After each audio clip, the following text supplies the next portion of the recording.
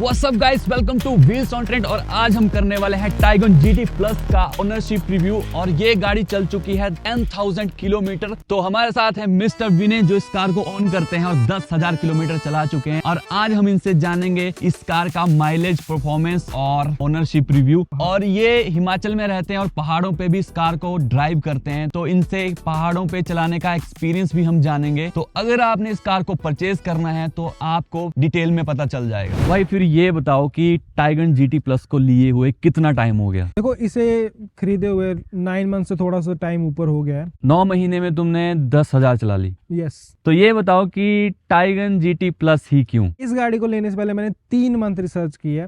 मुझे चाहिए थे परफॉर्मेंस ओरिएंटेड गाड़ी और तो मिड साइड SUV में। तो मैंने सारी गाड़ियां ट्राई की। पहले मैं टाटा की तरफ गया था। टाटा की मैंने नेक्सॉन देखी, टॉप मॉडल। फिर मैंने टाटा हैरियर देखी। हैरियर का सीधी सी बात बताऊं, गाड़ी मुझे पसंद है, स्टेबल है, बहुत कुछ है। लेकिन टाटा हैरियर का सिर्फ एक ही दिक्कत लगी मुझे, जैसे इनिशियल में एकदम से पिकअप नहीं पकड़ती है, तो ओवरटेक्स लेने में दिक्कत होती है। मेरे को चाहिए तो एकदम से ओवरटेक हो जाए। टाटा के बाद देखी मैंने अपने Hyundai की तरफ गया मैं। इससे पहले मेरे पास Hyundai की गाड़ी थी, बताऊंगा बाद में। तो Hyundai की मैंने क्रेटा देखी। क्रेटा अच्छी लगी बट सेटिस्फाई नहीं था, थोड़ी क्वालिटी वगैरह सही नहीं लगी। फिर मैंने क्रेटा की N-Line देखी। भाई बहुत अच्छी गाड़ी लगी, मतलब हर एक चीज उसकी बढ़िया लगी, तो वो मैंने फाइनल कर दी थी, क्रेटा N-Line। फिर MG की भी गाड़ी देखी, MG Aster देखी, हेक्टर देखी, और वो भी ठीक लगी बट उनका इंजन पसंद नहीं आया और माइलेज भी उतनी ज्यादा सही नहीं थी। फिर मैंने स्कोडा की कुशाक देखी चला के, और BW की टाइगन देखी, टॉप मॉडल GT Plus वाला। तो भाई इनकी जो smoothness, handling, engine power, basic features थोड़े से कम है एज कम्पेयर जो हमारी क्रेटा N-Line होगी, लेकिन जो हैंडलिंग है, हाई स्पीड में स्टेबिलिटी है, वो मुझे इसकी बेस्ट लगे। तो ये सबसे बड़ा रीजन है मतलब इस गाड़ी की तरफ जाने का। अदरवाइज मेरी 2 ऑप्शन मैंने फाइनल कर दी थी, क्रेटा N-Line। तो हट फिर के जो है ना, मैं इसकी तरफ गया। और जो स्कोडा कुशाक आती है ना, वो भी सेम परफॉर्मेंस देती है, लेकिन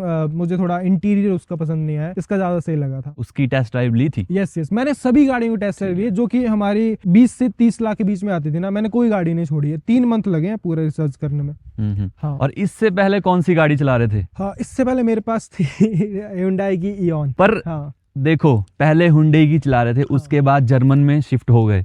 पर डर नहीं लगा कि देखो जर्मन में जा रहे हैं, एक मिथ रहता है कि हाँ खर्चा ज्यादा कराती है गाड़ियां, कि स्पेयर पार्ट महंगे होते हैं और आफ्टर सेल सर्विस अच्छी होगी या नहीं होगी, वो चीजें थोड़ी दिमाग में थी। देखो मैंने इसके ऊपर रिसर्च की है। पार्ट्स इसके महंगे होते हैं बट इजीली जाते नहीं है। काफी अच्छी लाइफ होती है। हाँ, लाइफ अच्छी होती है। तो देखो बहुत सारी गाड़ियों की टेस्ट ड्राइव ले ली, क्रेटा देख ली और टाटा की देख ली। उनमें और इसके डिजाइन में कौन सा बेटर लगता है? अगर एक पर्सनली वो होता है ना कि परफॉर्मेंस के लिए तो ली कि हाँ मुझे परफॉर्मेंस अच्छी लगी तो मैंने गाड़ी ले ली, पर डिजाइन की बात करें तो डिजाइन और बिल्ड क्वालिटी में कैसे कंपेयर करोगे? डिजाइन की बात करूं तो देखो, मुझे हेक्टर भी अंदर से अच्छी लगी थी, अंदर से बहुत अच्छी लगी थी, बहुत प्रीमियम इंटीरियर है। और क्रेटा N-Line की स्पोर्टी लुक है, मतलब उसमें स्पॉइलर वगैरह दे के रखा है और बहुत कुछ है, मतलब अच्छी लगती है, वो भी देखने में पसंद आई थी। लेकिन फिर भी जैसे जर्मन गाड़ियों का ये रहता है ना, अगर आप पोलो देखोगे, इनकी पुरानी गाड़ी देखोगे, तो 5-10 साल बाद भी ना वो वैसी लगती हैं। तो ये एक रीजन था, क्योंकि मुझे गाड़ी लेनी थी एक जो कि मैं कम से कम 15 साल चलाऊं। तो अगर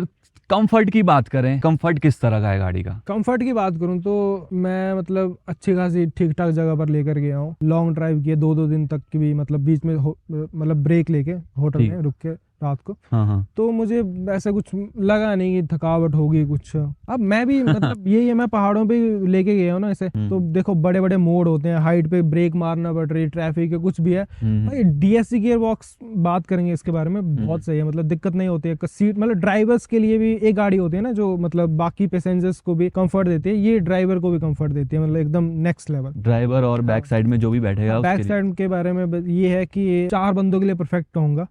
सेंटर में कोई बीच में कोई बैठता है ना तो उसके लिए अनकंफर्टेबल हो जाता है। तो अब इसकी बिल्ड क्वालिटी के बारे में बताओ। देखो, बिल्ड क्वालिटी की मैं बात करूं तो कुछ कमियां भी लगी हैं मुझे इसमें, लेकिन बिल्ड क्वालिटी है जबरदस्त। जैसे डोर अगर आप जोर से लगाते हो, मेरे साथ हुआ है डोर जोर से लगाते हैं फिर भी मतलब जो फील है ना गाड़ी का वो एकदम बढ़िया देती है, मतलब ऐसा नहीं होगा, हैवी फील होता है, मतलब, हाँ। होता है। और दूसरी बात, सिंपल सा एग्जांपल देता हूँ बिल्ड क्वालिटी को लेकर। गाड़ी थी मेरी एक स्टेशन पर और पीछे से एक स्कूटी वाला आया, अराउंड 50 से थोड़ा कम हो गई स्पीड, 40 to 50 के बीच में रख लेते हैं, सीधा आगे पीछे घुस गया, बम्पर में लगा। मेरे पास वीडियो क्लिप है, मतलब मैं तो बहुत दिमाग खराब हो गया था मेरा उस टाइम, बहुत प्यार है गाड़ियों के साथ। मैं उतरा फटाफट, मैंने देखा, पहले गाड़ी को देखा मैंने, गाड़ी सेफ है, एक स्क्रैच भी नहीं आया था, पर उसकी स्कूटी आगे से मतलब खुल गई थी सारी। मेरे पास क्लिप होगा तो मैं दे दूंगा। और पेंट क्वालिटी के बारे में बताओ। पेंट क्वालिटी अच्छी है, बट मेरी गाड़ी जो है ना बाहर रहती है, तो बाहर रहने का थोड़ा वाटर मार्क्स आ रहे थे, फिर मैंने इसके ऊपर ग्राफिन की कोटिंग करवा ली है, तो फिर सही हो गया, कोई दिक्कत नहीं आती है। ग्राफिन कोटिंग का कितना खर्चा आया? देखो मैंने कोटिंग तो करवाई और मैंने और भी अंडर बॉडी भी करवाई है, रैट प्रोटेक्शन वगैरह भी ली थी, तो अराउंड 30,000 का खर्चा आया था सारा। तो अब जैसे ये कार जानी जाती है परफॉर्मेंस के लिए, तो ये बताओ कि सिटी में और पहाड़ों में भी अभी गए थे तुम रिसेंटली, तो पहाड़ों में किस तरह की परफॉर्मेंस मिली और कौन सी जगह पे गए थे? देखो अगर मैं पहले सिटी का बताऊं ना, तो चंडीगढ़ से आगे काफी जगह पर घूमा हूं। तो सिटी में तो परफॉर्मेंस बढ़िया है भाई, कोई दिक्कत नहीं आती है, मतलब इससे ओवरटेक लेना मुश्किल हो जाता है दूसरे बंदे को, और मुझे काफी इजी हो जाता है। अगर फुल पावर पर रखते हैं ना इसे, तो माइलेज कम हो जाती है। सिटी में ये निकाल के दे देती है 8 के आसपास, और अगर प्यार से चलाएं ना, 2 सिलेंडर टेक्नोलॉजी है। ये देख लो गाइस, 20 के माइलेज है, 2 सिलेंडर पर चल रही है टाइगन GT प्लस। ये फायदा है 2 सिलेंडर टेक्नोलॉजी का। 4 सिलेंडर है इसके अंदर, 2 बंद हो जाते हैं। एक पर्टिकुलर स्पीड पर क्रूज कर रहे हो, जैसे अगर आप 80 पे कर रहे हो, या फिर वैसे तो ऑन हो जाता है 20 की स्पीड के बाद में भी ऑन हो जाता है ये, जितना अगर आप कंट्रोल में चलाते हो ना, तो फिर 20 तक की माइलेज मैंने निकाली है। डिपेंड करता है, अगर आप इससे मतलब पावर चाहते हो ना, तो ये पावर देगी, बट माइलेज नहीं देगी। माइलेज चाहते हो तो माइलेज भी दे देगी, माइलेज भी देगी। ऐसा बोलते हैं कि टाइगन माइलेज नहीं देती, बट वो चलाने का भी डिपेंड करता है। 1 लीटर इंजन भी चलाया है, ये 1.5 लीटर है। 1.5 लीटर जो है ना, वो दूसरी से ज्यादा माइलेज निकाल के देता है। अच्छा, हाँ, ये बात होगी सिटी की, मतलब सिटी में आप माइलेज निकाल सकते हो, लेकिन एक कंडीशन है, अगर ट्रैफिक बहुत ज्यादा होगा तो उसके लिए फिर बार बार पार्किंग मोड पे डालना पड़ेगी ये। और पहाड़ों पे कैसा एक्सपीरियंस रहा? देखो पहाड़ों पे दी बेस्ट एक्सपीरियंस मैं कह सकता हूँ। हम गए हैं इस गाड़ी को लेकर मनाली, सिसु, कोकसर, धर्मशाला और बीड बिलिंग, बहुत सारी पहाड़ी लोकेशन पर गया हूँ। मुझे घूमना बहुत पसंद है, और एक मैंने डाली भी है वीडियो, इसकी लिंक दे दूंगा डिस्क्रिप्शन पे, जिसमें मैंने रियल टाइम आपको बताया था कि पहाड़ों में कैसी परफॉर्मेंस है। पहाड़ों में एकदम जोरदार परफॉर्मेंस है, जहां पर इस सेगमेंट की गाड़ियां लैग करती हैं, ये नहीं करती है भाई। पहाड़ों पे भी ओवरटेक ले सकते हैं, कोई दिक्कत नहीं आएगी। 1% फील नहीं होगा आपको कि पावर कम है इसके। ये जो इंजन है ना, बहुत सही है। ऊपर से GT प्लस है तो कहाँ ही रुकेगा फिर। और एक बात है, जो गियर बॉक्स है ना इसमें, उससे सस्ता है। गियर बॉक्स के प्राइस की बात भी करेंगे। तो परफॉर्मेंस की बात तो हो गई कि पहाड़ों पे कैसे देती है, सिटी की बात हो गई, सिटी का माइलेज भी लग गया पता, और अब पहाड़ों का माइलेज बता दो, पहाड़ों में कितना माइलेज दिया? देखो वहां पे तो कम ही दिया होगा। मैं बताता हूँ आपको। पहाड़ों पे ना, एक तो मैं आपको एडवांटेज बताता हूँ, इंजन परफॉर्मेंस के लिए, हैंडलिंग के लिए स्टीयरिंग बहुत अच्छा है, और तीसरा अगर माइलेज की बात करूं तो पहाड़ों पे आप माइलेज निकाल सकते हो इस गाड़ी से। पता है कैसे? क्योंकि पहाड़ों पे आप जाते हो फिर वापस भी आते हो। जब वापस आओगे ना भाई, इसको आप न्यूट्रल मोड पे भी लेके आ सकते हो, तो उसमें माइलेज बहुत अच्छी आती है। मतलब इंजन बंद नहीं होता है, बट फिर भी माइलेज अच्छी आती है। वैसे मैं रिकमेंड नहीं करता हूँ, क्योंकि उसमें ब्रेकिंग का थोड़ा ब्रेक पैड जल्दी घिसते हैं, लेकिन हाँ वैसा कर सकते हो आप। 2 सिलेंडर मोड पे भी लेके आ सकते हो, वो ऑटोमेटिक हो जाता है, आप लाइट स्पीड में लेके, मतलब वो एक एडवांटेज रहता है। तो आते टाइम आप माइलेज निकाल लो, जाते टाइम थोड़ी कम में निकालते हैं। अगर आप थोड़ा मतलब ओवरटेकिंग कर रहे हो कंटिन्यूसली, तो 6 के आसपास की माइलेज देगी ये। और अनदरवाइज आप 10 तक माइलेज निकाल सकते हो पहाड़ों में, 12 भी चली जाती है। मतलब मैं कहूंगा सही है, आप निकालने वाला बंदा हो तो निकाल सकता है माइलेज। तो अब बात करते हैं फीचर्स की। तो फीचर्स के बारे में बताओ कि फीचर्स किस तरह के हैं गाड़ी के फीचर्स। देखो ब्रेकिंग में हद से ज्यादा फीचर्स दे के रखे हैं इन्होंने। ब्रेक्स को लेकर कभी भी नहीं लगता कि दिक्कत है कोई।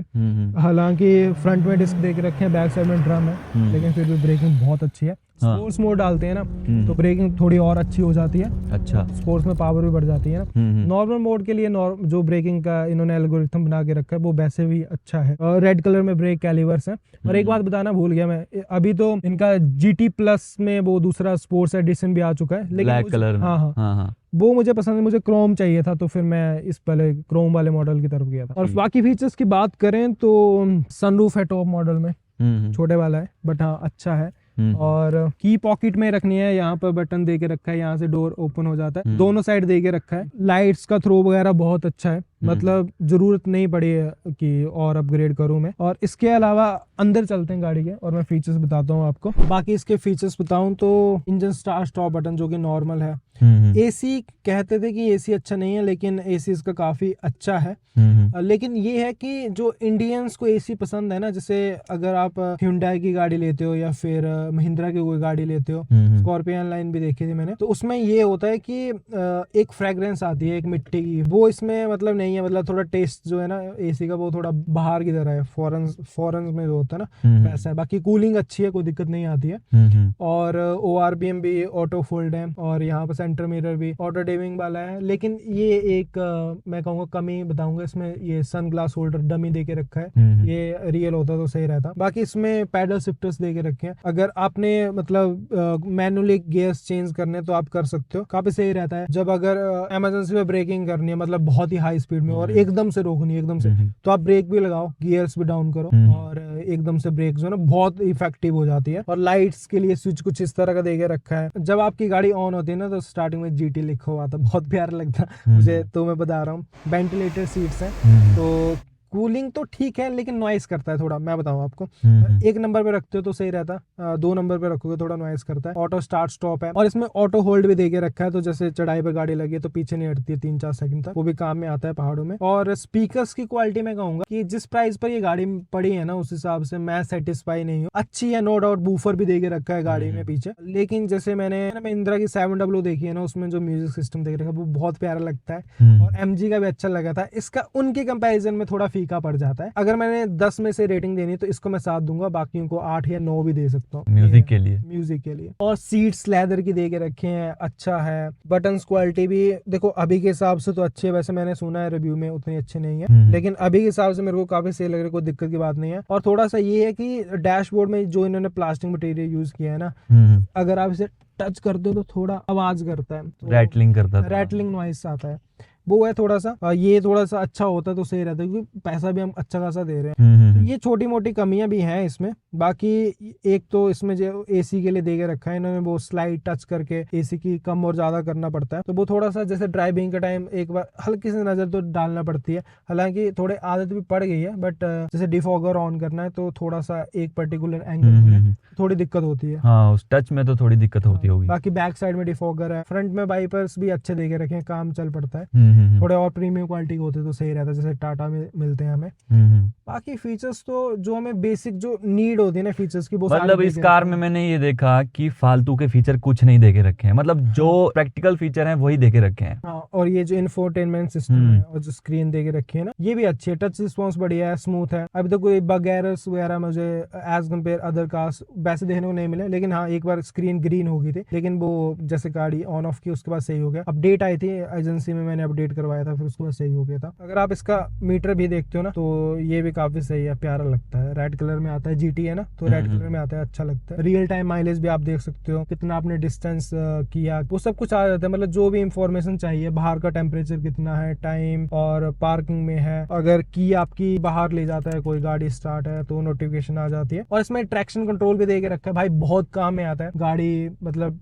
बच जाती है, हाई स्पीड में कटिंग करनी है, और ट्रैक्शन का जो भी फायदे होते हैं ना वो सारे मिलते हैं। अच्छी क्वालिटी का ट्रैक्शन कंट्रोल दे के रखा है। मैंने ड्रिफ्टिंग भी की है गाड़ी के साथ में, मैं शेयर कर देता हूँ वीडियो, आप देख लेना। ऑटोमेटिक की ही तरफ क्यों गए? ऑटोमेटिक तरफ जाने का मेरा पहला बेसिक रीजन था कि मैंने ब्लॉग्स बनाने हैं, मैं यूट्यूबर हूँ, टेक वीडियोस बनाता हूँ, तो मुझे उस पर्पज के लिए चाहिए थे। लेकिन मैंने ऑटोमेटिक में बहुत सारी गाड़ियां चलाई, मैंने DCT गियर बॉक्स भी ट्राई किया जो कि काफी अच्छा माना जाता है। लेकिन DSG गियर बॉक्स जब मैंने चलाया है ना भाई, इतने फास्ट गियर शिफ्ट करता है, 0.8 सेकंड में गियर स्विच कर लेते, जब तक हम सोचेंगे मैनुअली गियर डालने के लिए गियर चेंज कर चुके होते, बहुत फास्ट डाउन शिफ्ट है। गियर बॉक्स का जो प्राइस है ना वो ये 8 लाख है भाई, एक वो आ जाती है ब्लैनो आ जाती है, तो इतना सही गियर बॉक्स है ना ये, तो उसी वजह से मैं इसकी तरफ गया। इसकी मेंटेनेंस और सर्विस कॉस्ट के बारे में थोड़ा बताओ। देखो इसकी जो फर्स्ट सर्विस होगी वो 15,000 किलोमीटर पर होगी। तो अभी तो 2 रेगुलर चेकअप हुए हैं। फर्स्ट चेकअप पर मेरा कोई पैसा नहीं लगा। सेकंड पर ये हुआ था कि मेरे जो इंजन ऑयल होता है वो 350 का टॉप अप हुआ था, तो वो मैंने पे किया था। बाकी और जब हम मनाली से वापस आए थे तो ब्रेक से काफी आवाज आ रही थी, तो ऐसा लग रहा था कि जैसे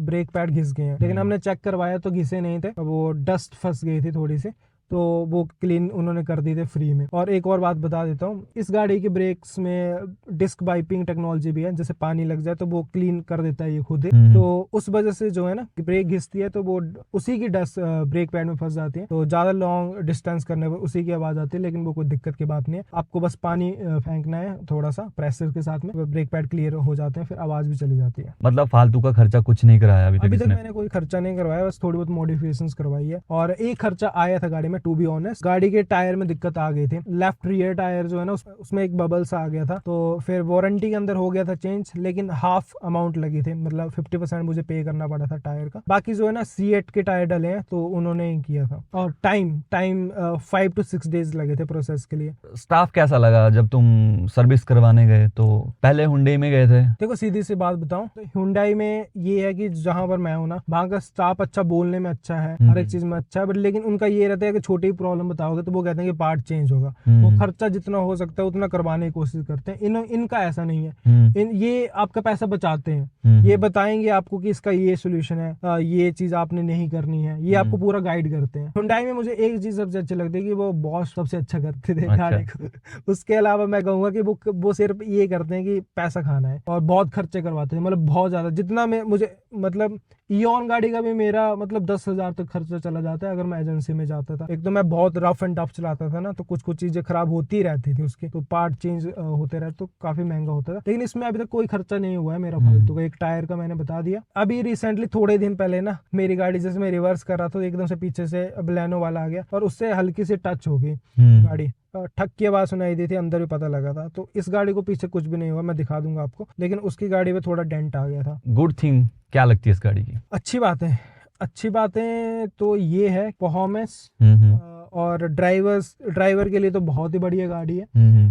अच्छी बातों में बहुत सारी अच्छी बातें हैं इसकी, मतलब मैंने 120 तक भी मतलब हाई स्पीड में बड़ा टर्न भी लिया है भाई। मैं अगर किसी और गाड़ी में होता ना तो पक्का वो पलट जाती। तो कुछ वीडियोस क्लिप में शेयर करता हूँ, आप देखना 0 to 100 कितने जल्दी करती है ये।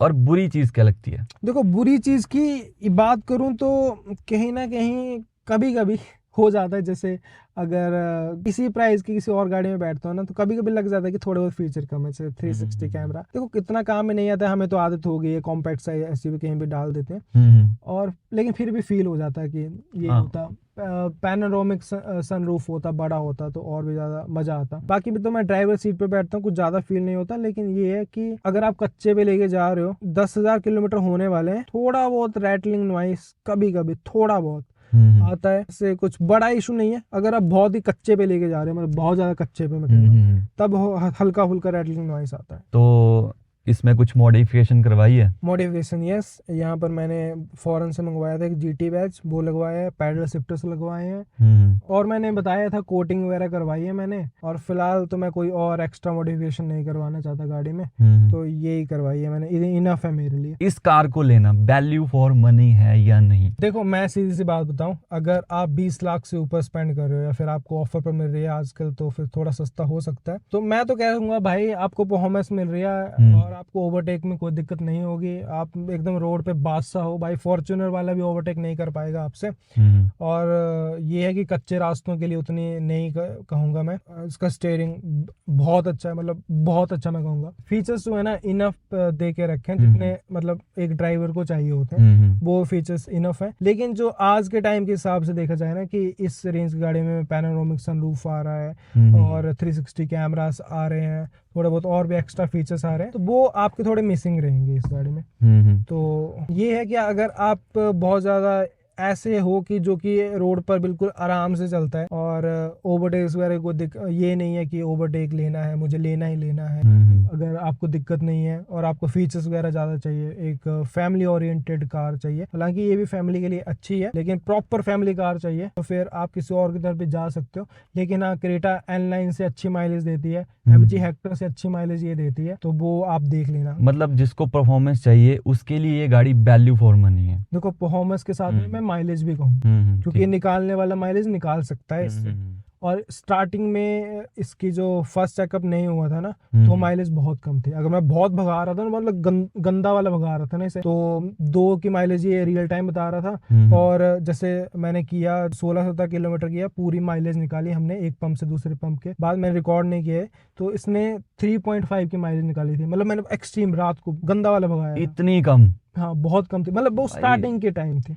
और उन्हीं रास्तों पर ये 12 तक की माइलेज दे देती है। मतलब उतनी नहीं भगाई है, लेकिन उसका 80% मैंने भगाई है, बट फिर भी 12 तक की माइलेज अब दे देती है। स्टार्टिंग में मतलब बहुत बेकार। तो गाइस ये था टाइगन GT प्लस का 10,000 किलोमीटर का ओनरशिप रिव्यू। कैसा लगा आपको कमेंट में जरूर बताओ, और आई होप कि आपको काफी इन्फॉर्मेशन मिली होगी। कुछ आपने पूछना तो कमेंट सेक्शन में पूछ लेना। नई गाड़ी ले रहे हो भाई, टाइगन की तरफ जा रहे हो भाई, आपके भाई ने ली है, काफी सही है गाड़ी। जो कमी है मुझे लगी वो भी मैंने आपके साथ शेयर कर दी। और इस चैनल पर और भी काफी सारी वीडियोस आती रहेंगी इस तरह की, और गाड़ी भी हम रिव्यू करेंगे। और इतना तो मैं आपको कहता हूँ कि ऑनेस्ट रिव्यू ही आएंगे इस चैनल के ऊपर। आप सब्सक्राइब करके रख लेना। अब आपके साथ नेक्स्ट वीडियो में मिलते हैं। Bye bye bye.